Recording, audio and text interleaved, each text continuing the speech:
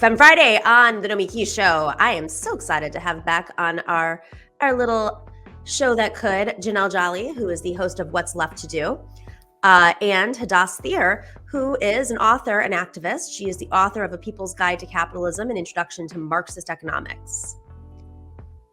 Good morning. Hello. Good morning for you. Yes, sorry for me. We're airing at 8 p.m. guys, Eastern. So I don't know what world you're in, Janelle, but it's our world. Good morning and good night. Good morning. Perfect. Okay, so excited to have you guys both back on the show. I wanted to start off with this story that I woke up to this morning, which was a bridge collapsed in Pittsburgh. I don't know if you saw this story. And it collapsed hours before President Biden was going to Pittsburgh to talk about infrastructure. Yikes. I feel like God. I think luckily, a few people were hurt because there were vehicles on this bridge when it collapsed. But luckily nobody is dangerously hurt. So seriously hurt. So can we just play that video really quick just so folks can get a sense of what happened? Some witnesses who apparently saw it. So let's listen. What did it sound like? It sounded like a huge snowplow, pushing along a raw tarmac surface with no snow. So I went to the window to look for this big snowplow. My inner child wanted to see the excitement, and I couldn't see anything. I just kept hearing this loud noise persistently coming from the front corner of my apartment. Did you have any idea of what it was at the time compared to when you started seeing first responders? No, it's, as I say, it sounded like a huge snowplow. And then I wondered if perhaps it was a fire company spraying water heavily or something like that. But yet I could see no flames down the street. I could see no trucks, no smoke. I didn't know what it was. So how did you find out what happened? I scoured the internet looking for South Braddock Avenue closure today. Any reaction to the scene today? It's very frightening. Oh my goodness, all these ambulances and fire trucks and whatnot. Just the thought of the bridge collapsing is a very scary prospect. I cross that bridge all the time. And just describe that sound that it made again. But it wasn't one noise, it was persistent. The police officer down the road, I did ask him, and he said that was the sound of the gas leaking out. I mean, just hearing that explanation, what's going through your mind right now? I'm wondering if any of our neighbors are perhaps going to be without gas, although the natural gas men down here tell me everybody's still hooked up, which is unfortunate in this cold weather. I'm very grateful for that. What was your reaction to getting out here and surveying the scene and seeing all this? It's overwhelming. I don't know what to think. We don't normally get this sort of excitement in this neighborhood. The infrastructure in Pittsburgh is known to be poor with bridges. Happens to be happening at the same time President Biden is arriving today to talk about infrastructure, which is an amazing coincidence. See, she's thinking what we're all thinking. So this is some quick facts. Fifth in the country for bad bridges that's where Pennsylvania stands. They don't know what caused this. It was actually inspected in September of last year and passed inspection. It's not an older bridge. It was built in like the 70s. The temperature dropped drastically last night. So if it is related to, for whatever reason, temperature changes and anybody who's lived in a place with four seasons knows that sometimes it can be hard to put your key in the door when it's frozen, it's cold outside. So things, if you've taken a science class, we understand how climate can affect this, but that's an important issue. Climate change and infrastructure are connected. Yep. My question is, why didn't he do this? He should go give a speech in West Virginia, maybe. Maybe he can have this conversation in West Virginia. What do you think, Janelle? That's right. I mean, I think that to what the woman in the video was saying, like, it's really it's the physical embodiment of like too little, too late, and not just for Joe Biden, but for our entire political class that has seen this ticking time bomb. I remember, infrastructure was a big talking point under Obama, and we've had two presidents since then. And here's the result. It's like decay is the result of persistent neglect, and there are real world consequences. Thank God. This was a small bridge, and not the big one that was in, what was it, Wisconsin, like years ago, that like collapsed on camera, or one connected to or on one of the main arteries on the East Coast, like 95. You talk about supply chain backups. You've seen nothing if you include the movement of goods dependent on one of these rickety bridges. And I mean, this is entirely to be expected. And I just wonder if this will prompt more interrogation for the need of investment. Probably not, because we're in a midterm year and everything is nuts. But this is just, I don't know. It's just too perfect to underline kind of like the stakes and like how neglected our infrastructure has been for so long. So. But in a 24-second news cycle that we're in, while this might be jarring, and years ago, like when the Wisconsin bridge collapsed, this would dominate the lines. Of course. You think it's going to be enough, Das? No, I don't even know that it'll break through. Sorry, but go ahead. Yeah, no, I agree. I mean, so much of this is, is there someone to take advantage of this moment and run with it and push this through and force it into the mainstream discussion and so on? And that's clearly not what the Democratic Party is prepared to do right now. But we are in a, completely devastated state in terms of infrastructure, and like you said, Nomiki, it has everything to do with climate change too. The two are related, and the fact that we've separated those two things out, like we need to invest in infrastructure and we need to invest in climate change. Things are only going to get worse as those two things become more and more intertwined. I'm thinking back even to Hurricane Katrina and the levees in New Orleans. I mean, the writing has been on the wall for years and years, and now this is where we're at. Well, it's interesting because, climate change, I've seen like the right wing kind of vacillate a little bit in the last 10 years. Fox News, of course, notably.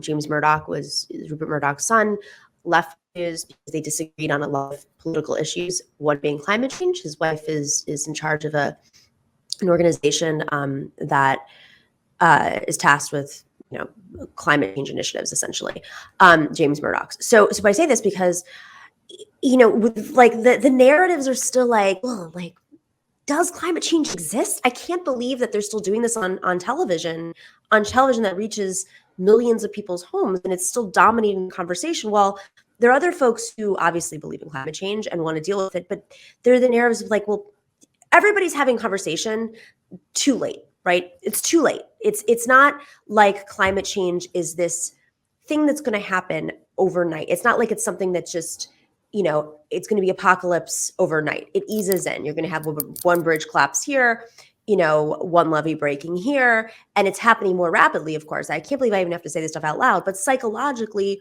as if anybody who saw Don't Look Up, people are so conditioned by the power structures that they live in and the narratives that they hear on TV that they're not, it's almost like they're unable to actually pass some big bill like that, like BBB. The point is that this is all happening incrementally, right? It's happening, a bridge here, a levee there, the highway. Let's not forget what happened around Washington, D.C., where folks were stuck on the highway overnight, including lawmakers who are in charge of these policies. I don't know what it's going to get us out of this, but something has to shift soon because we are kind of in the process of the apocalypse that we've been warning about, right?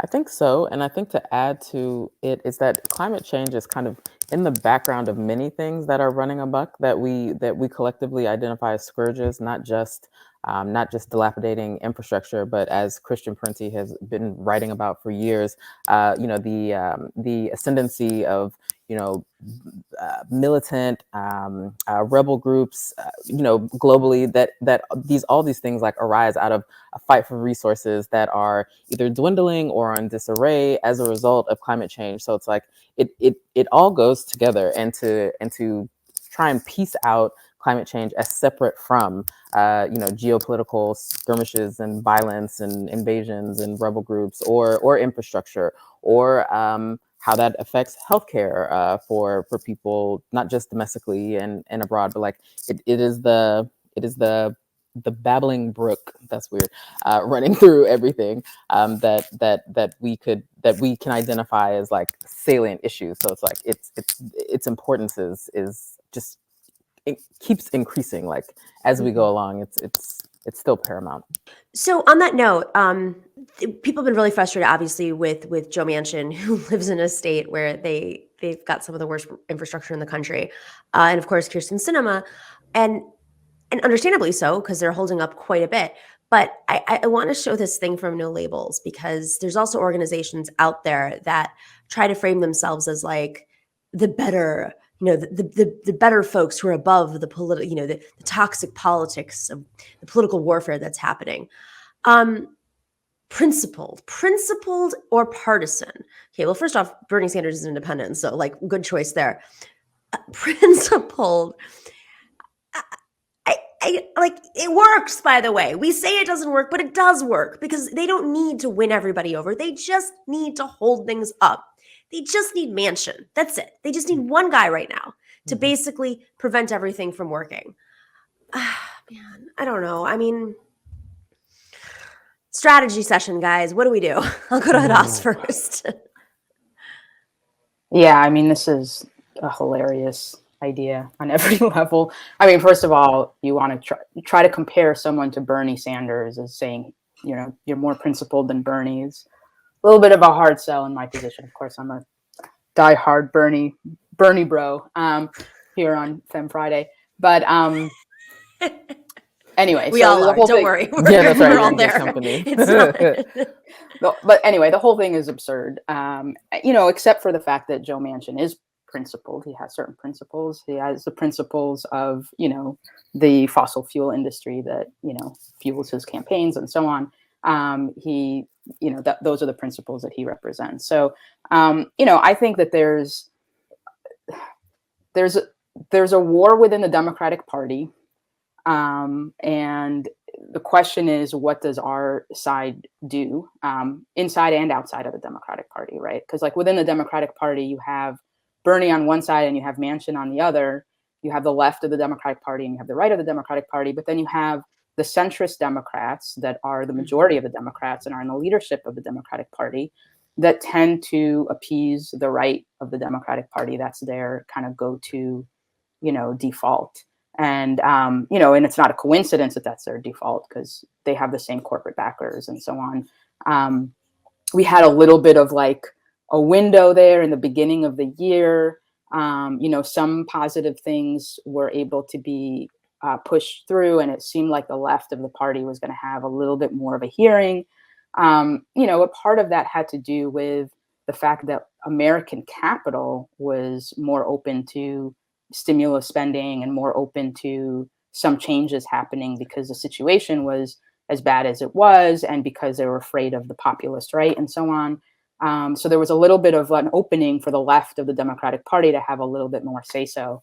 And that window has rapidly closed, and now, and not coincidentally, at a time when American capital is also shifting. Now it's all about fighting inflation rather than supporting working people. And we're not talking about essential workers anymore, and so on and so forth. So I think that what's happening is bigger, than just Manchin versus Bernie. And I think the issue is, how do we mobilize our side? Because we're not going to be able to leave it up to the Democratic Party leadership to do the right thing and plow through Manchin's opposition, to mobilize, take it to his home state, all the things that they would need to do to actually put real pressure on him. They're not going to do. And so the question is, what does the left of both the Democratic Party and more broadly, the left do on the ground?